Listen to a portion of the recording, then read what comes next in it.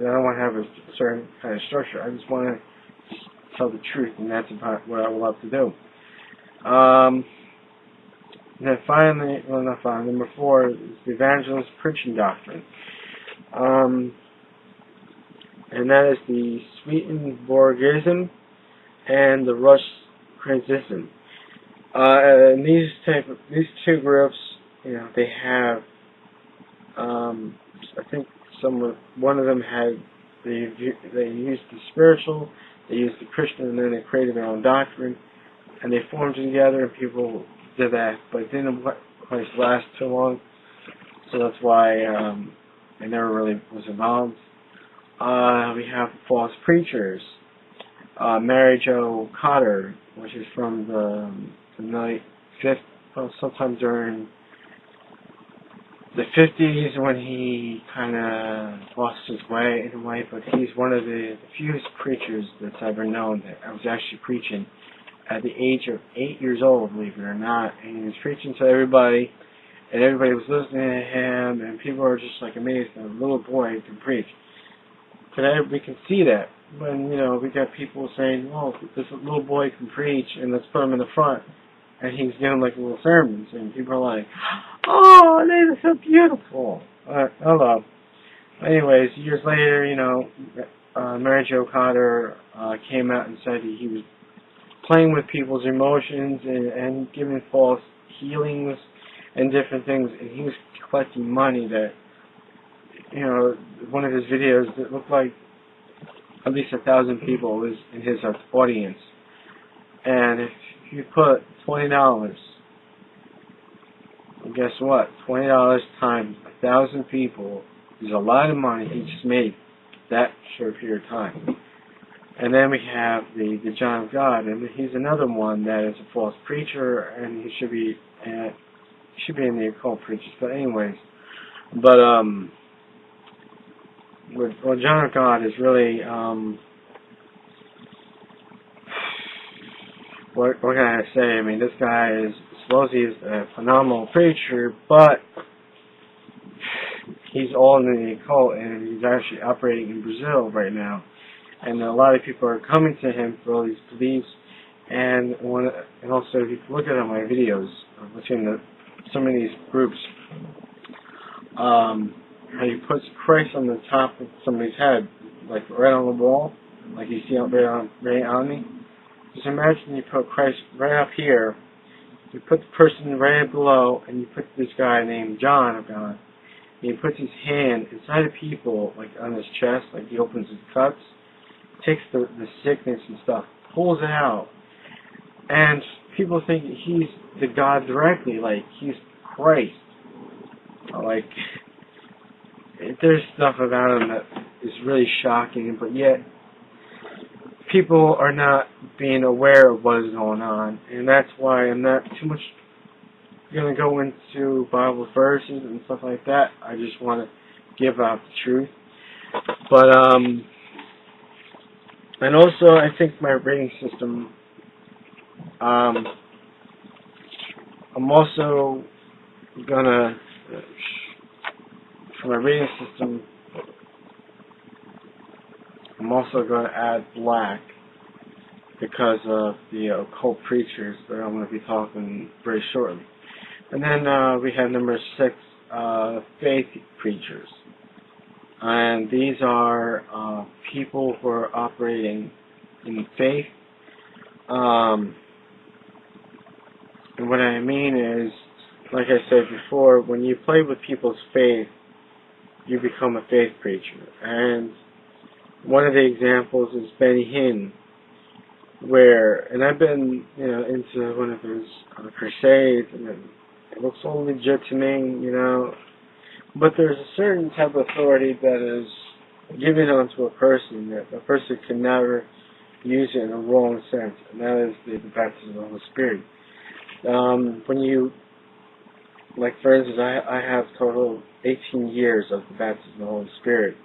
I know that there's a certain authority which is given to me by God directly for me to not use my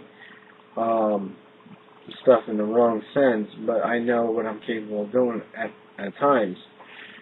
And what Benny Hinn actually does is he actually incorporates the occult practices, reverses them, turns it into a Christian aspect, and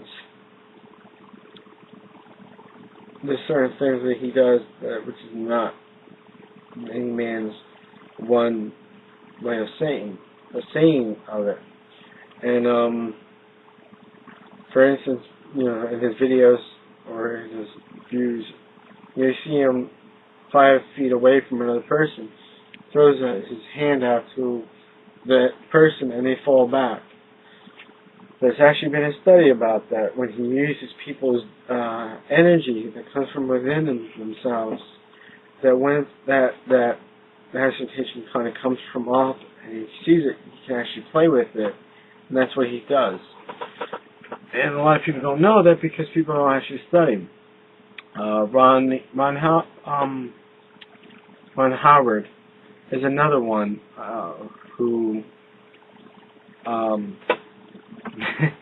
if anybody watches the revival of Christianity, the revivals or the counterfeits, he's actually part of it. And there's actually a series where what he does is he has people laugh during this seance, if you want to call it. That's what it looks like. Because he's up there, he's preaching, but he's putting jokes or whatever, and people are just laughing. They cannot stop. And he's laughing does not stop for hours and hours, and it gets out of control, and people think it's a revival. Why is people laughing for so many hours? Because it's not really from a God. It's called drunken of the spirit. And there was actually a video that I've seen where he's actually speaking to, what's his name, Kenneth Copeland, and both men are speaking in tongues. And it's like, how much more drunk can you get? How much stupid can you get with authority, which is given by God directly? For saying the least, I believe in. You cannot do this type of work and have a personal gain. When you do this work directly, you do it for God directly, not for yourself, for publicity, or anything like that. Especially when it comes to the gifts. Same rules apply. You can never use the gift in the wrong sense, because if it happens, God will, if you believe in God's judgment, sorry for some of these people. But anyways, came back into my studies. Inspirational preachers. Well, these are the people who are inspiring people to do good and to put the publicity, what should I call it? Sort of my tongue. It's people who are giving this purity doctrines and different preaching. It's like kind of like a watered down kind of doctrines where they don't say nothing about the Bible verses. They don't get to any story. They just talk and talk, and they get people's reactions. I've seen several of them, and people feel comfortable. Hey, whatever works for you. To me, I'd rather speak the truth than not speak the truth at all. Amen to that. And then, like I have a list of 4 people: Joyce Meyer, Joel Osteen, John McCree, Bishop T.D. Jakes. You look at these names, and the first thing that comes into your mind is T-shirts, jeans, sneakers, cars, underwear, books, mugs. The list goes on and on. I mean, it's like a marketing tool. If they came out with their own this is the way I look at it is, if Joel Osteen says on a TV show or in a commercial, if you buy this toothpaste will give you a special blessing out of your mouth. Guess what? You see, it has pretty much all of his followers run into the stores and buy his toothpaste. That's how scary it is. And they brush their teeth thinking that's what happened. Hey, I'm not making this stuff up. Look it up. I mean, the guy's always smiling. He's always, and people are listening to him. I don't know, whatever he's doing something right. But the thing is